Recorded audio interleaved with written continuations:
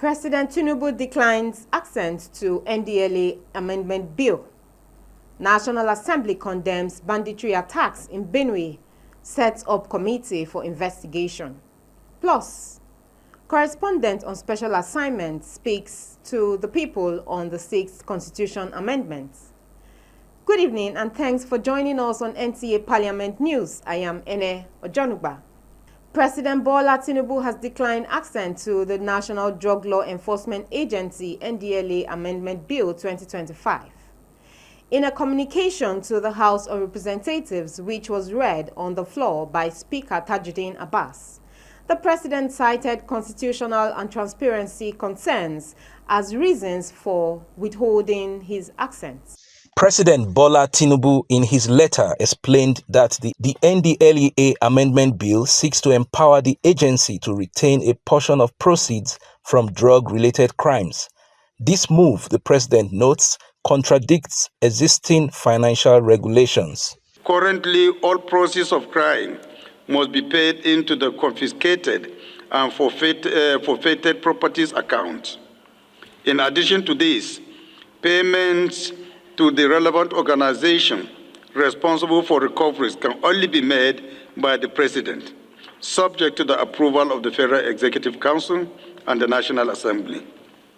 There is no compelling reason to change the current process, which promotes transparency as it involves executive and legislative oversight. Sequel to motions of urgent public importance, the House passed resolutions calling on the Ecological Fund Office to address the menace of flooding and gully erosion in Kano and Imo states, as well as the need to light up some communities in Anambra State. Approximately 3.8 million Kano residents across 362 communities are potentially at high risk of flooding. The Ecological Fund Office activities have been minimal over the past 2 years, raising concerns about the primary mandate of mitigating ecological issues nationwide. Urge the federal government to declare either the federal constituency an erosion disaster zone and take drastic steps to curtail gully erosion in the communities. Urge the Federal Ministry of Power and Rural Electrification Agency to include Umumbo, Omasi, Umerum, and Omo communities in their immediate rural electrification project in the 2026 budget estimates.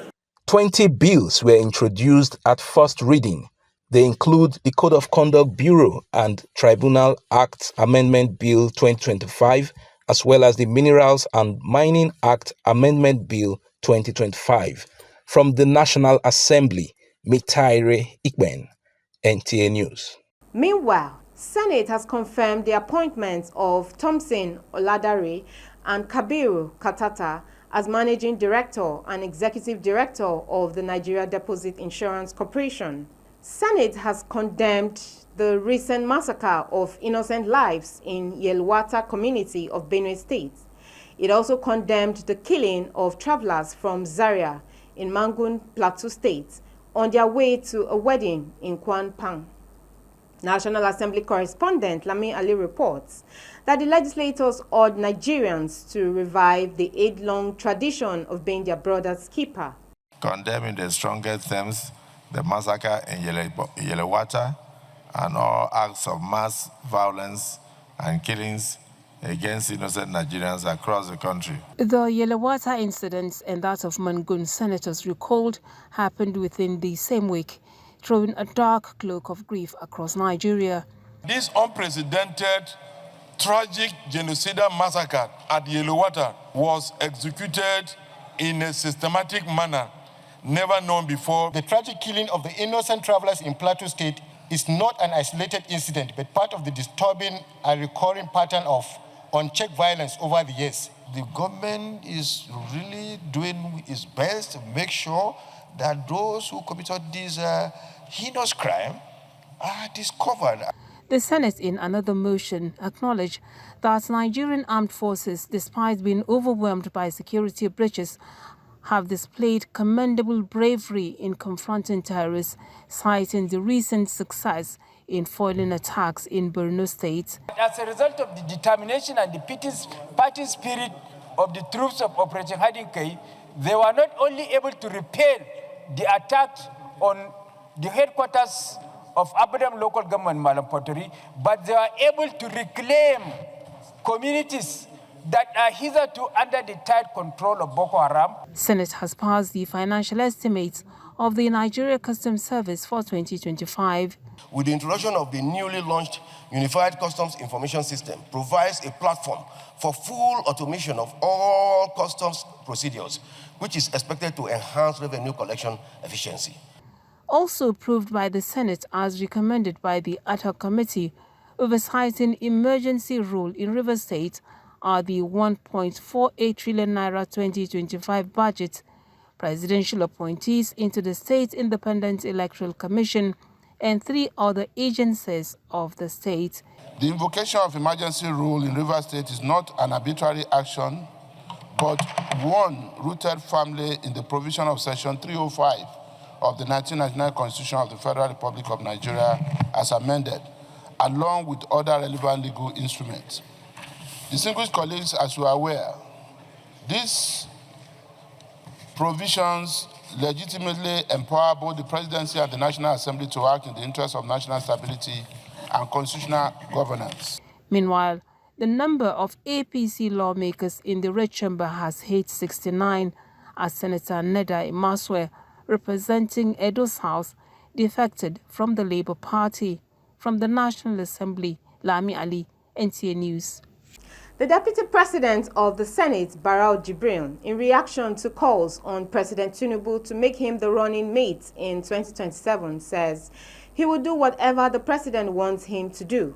Senator Barau, while responding to questions at a media briefing on the upcoming zonal constitution amendment hearings, added that as a progressive and being a loyalist to the president, considering what Tinubu had done for him personally and the people of Kano State, his loyalty is 100% likened to father-son relationship.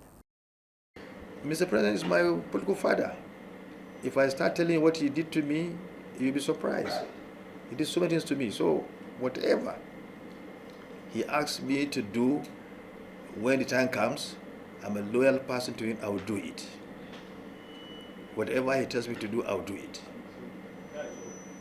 Constitution review exercise, which he chairs in the Senate, Barau said 59 bills and 31 proposals, which center on security, local government administration, gender inclusion, traditional institutions, and state creation, among others, have been submitted.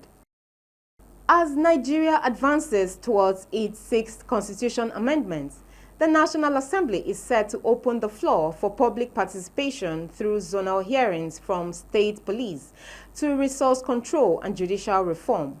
Nigerians are eager to make their voices heard. But what are the expectations from the people this time? And how ready is the legislature to reflect the will of the people? Ignatius Nkwo has more. Since the return to democratic rule in 1999, Nigeria has carried out a number of constitutional amendments aimed at redefining the nation's governance structure and addressing long-standing concerns of federalism. The 1999 Constitution, originally drafted under military rule, has undergone 5 alterations. There have been crucial reforms such as financial autonomy for state legislatures, judiciary, and the removal of some items from the exclusive legislative list, while other critical proposals have failed. Maybe this one will be the one that will help the country and the masses. Anything that will know that really will curb the issue of insecurity, and I want to make sure that if with that our economy will boost. So for that, I did not really buy the idea of amending of any constitution. Each amendment cycle has been marked by public engagement, legislative debates with various shades of consensus across federal and state levels.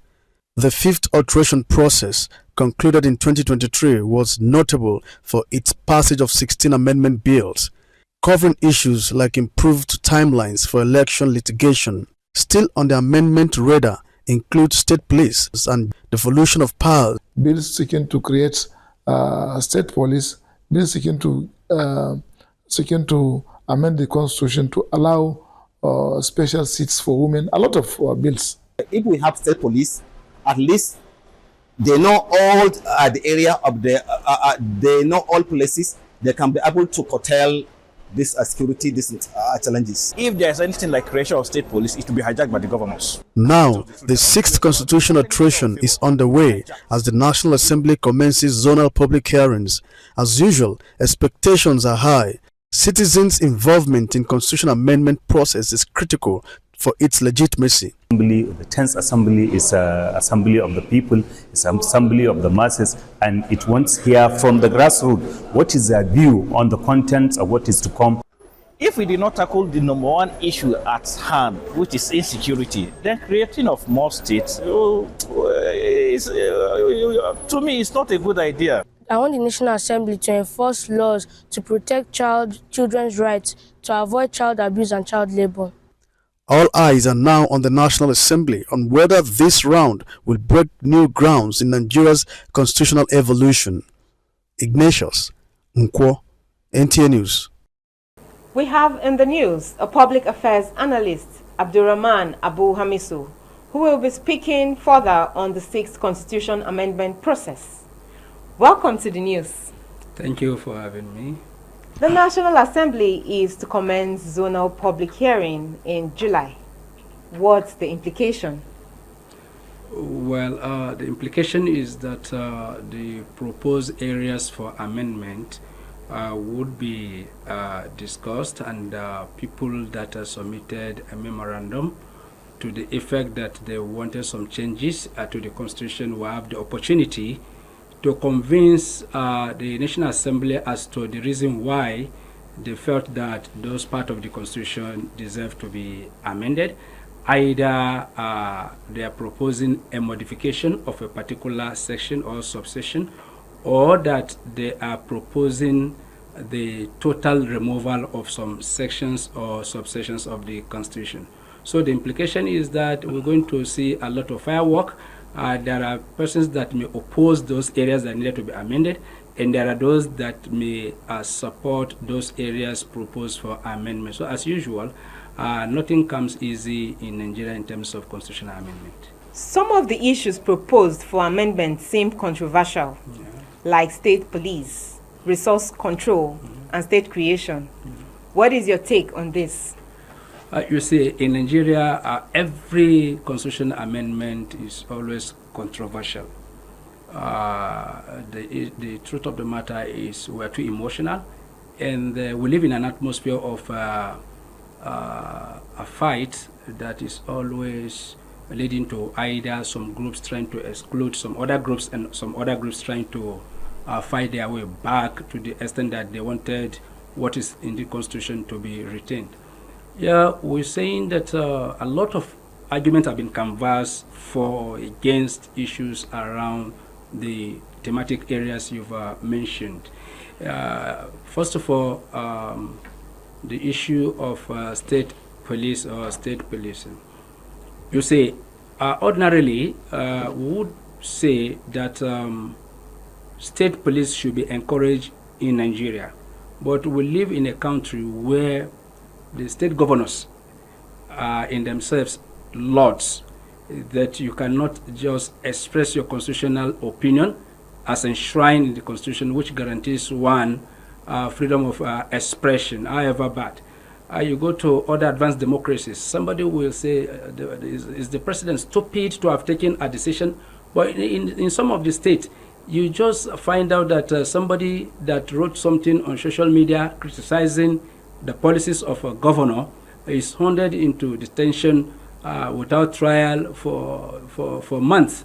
We have notable cases where some individuals felt that their state governors were not doing enough, and they voiced out their concerns. And what happened? They were arrested and detained and imprisoned for God knows when, until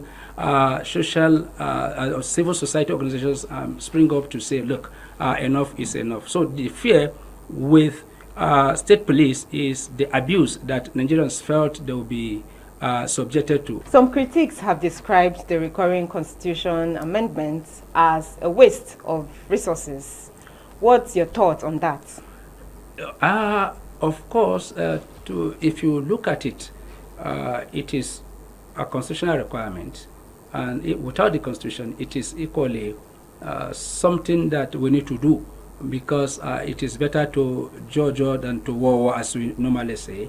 It's an avenue for people to equally try their luck to see that what they feel strongly about, they are provided a platform to come and defend it.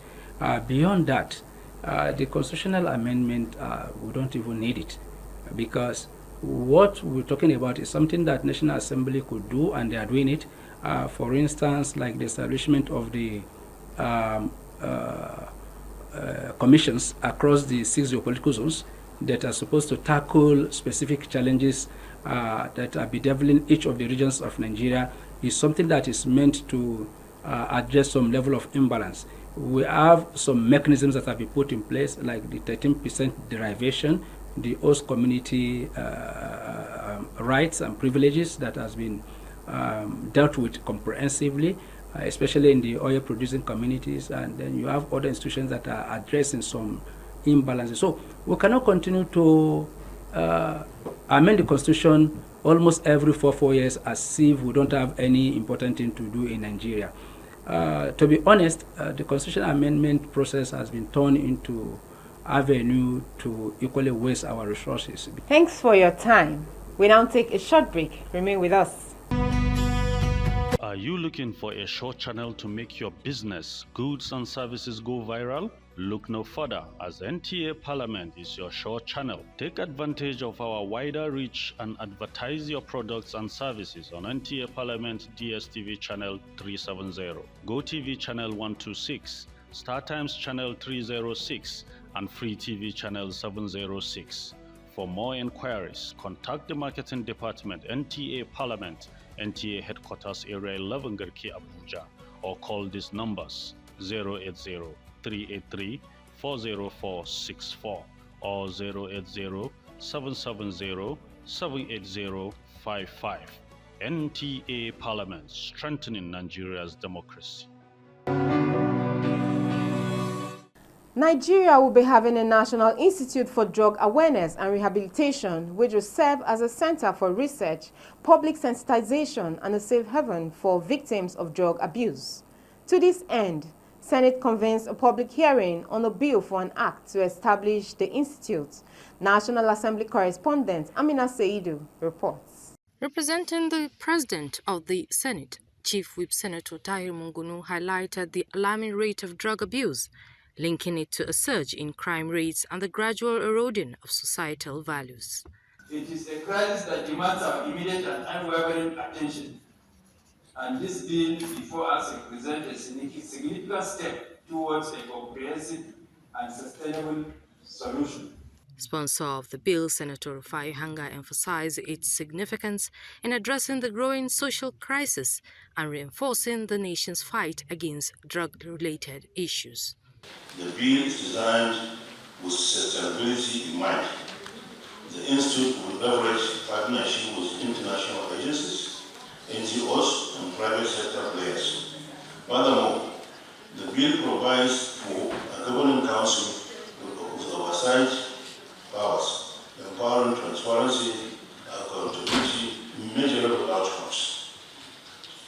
Mr. President, drug abuse does not know party lines.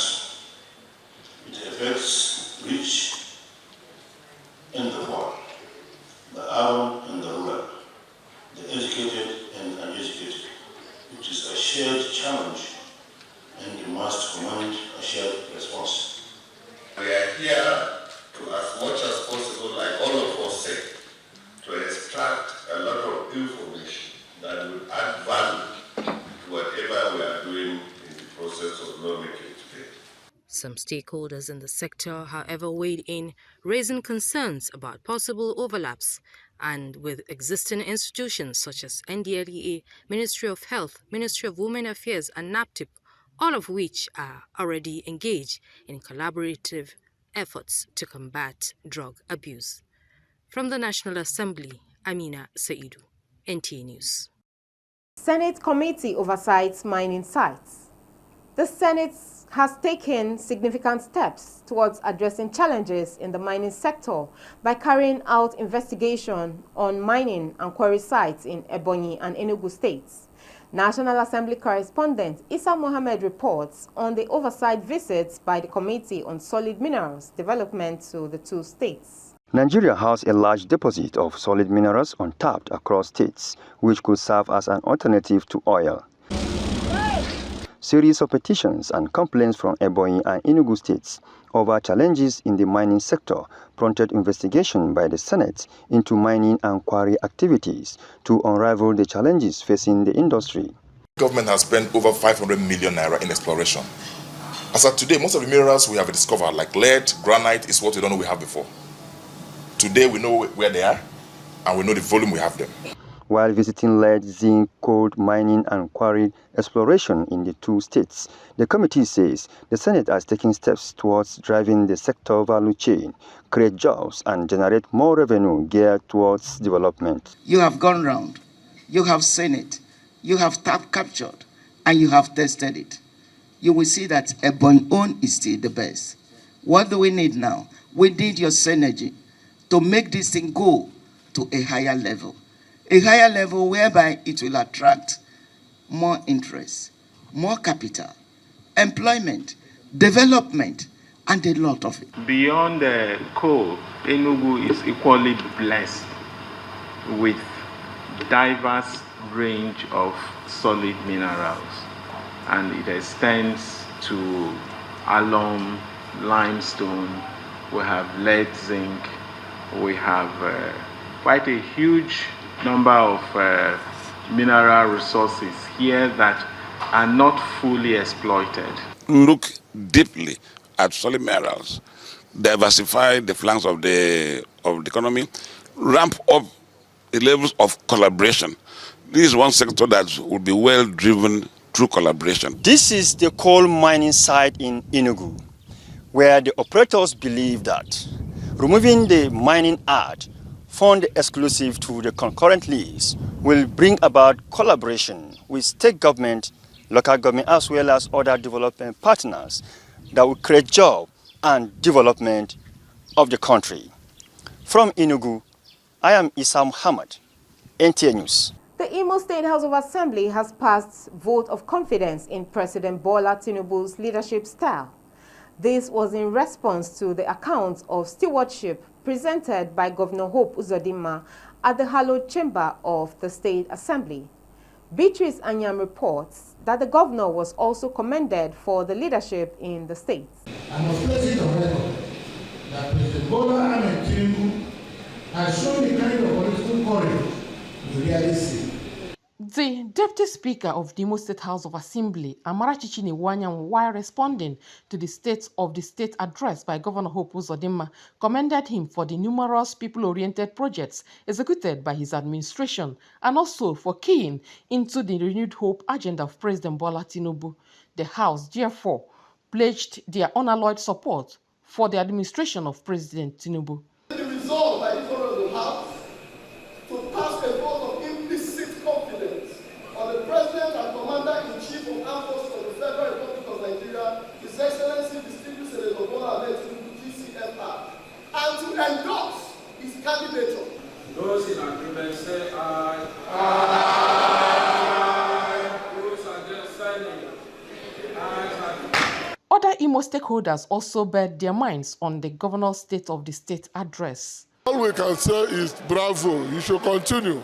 He's on course, and I believe that the trajectory that he has put on ground will further lift this state up. I can say that everything he read out are exact same. I am a testament to his generosity and benevolence for women empowerment. The event attracted various stakeholders from Imo State. In Owerri, Beatrice Anyam, NTA News. The Nasarawa State House of Assembly has assured that due process will be followed in unraveling the alleged job racketeering during the recruitment of teachers by the Teacher Service Commission, TSC. The assurance came during an interactive session with the former management of the Nasarawa State Teacher Service Commission in Lafia. Adams Abdul Kadri completes the report. In fulfillment of the sole aim for the State House of Assembly in constituting an audit committee that will look into the alleged demand for money job racketeering during teacher recruitment in the state and bring justice to bear. That is why the former management team of the National State Teacher Service Commission is before the committee led by Labran Shuaibu Shafa and other commissioners of the commission to hear their saying and their involvement in the process. The fora created ample opportunity for them to clear grey areas, especially contravening the approval of the state government to employ 1,000 teachers and going against this directive by increasing the numbers to over 3,000 teachers without following the due process. Former Secretary to the State Teacher Service Commission, Labran Usman Shafa, admitted that there are lapses from the commission, but he acted based on directive. I asked him, the approval is 1,000, what do I do with the 30? He said I should keep it until he discussed with the ministry whether there will be gap for such 30 to be accommodated. Is it true what is happening? I intimidated my secretary. Secretary said that one is a fake appointment. Chairman of the committee, Daniel Ogaogaze, says apart from contravening the directive from the executive, due process was not followed during the recruitment exercise while putting the education sector into a shabby state. Whatever information that you think can help this committee to unravel all programs that arose as a result of the employment that were issued to the people of Nasarawa State. He assured that justice will be served because the committee will see through fairness for the interest of the state. From the State House of Assembly, Adams Abdulkadri, NTA News. That's a package this evening. You can follow us for news updates on our social media handles showing on your screen. Thanks for watching and have a great evening. I am Ene Ojonuba. Bye for now.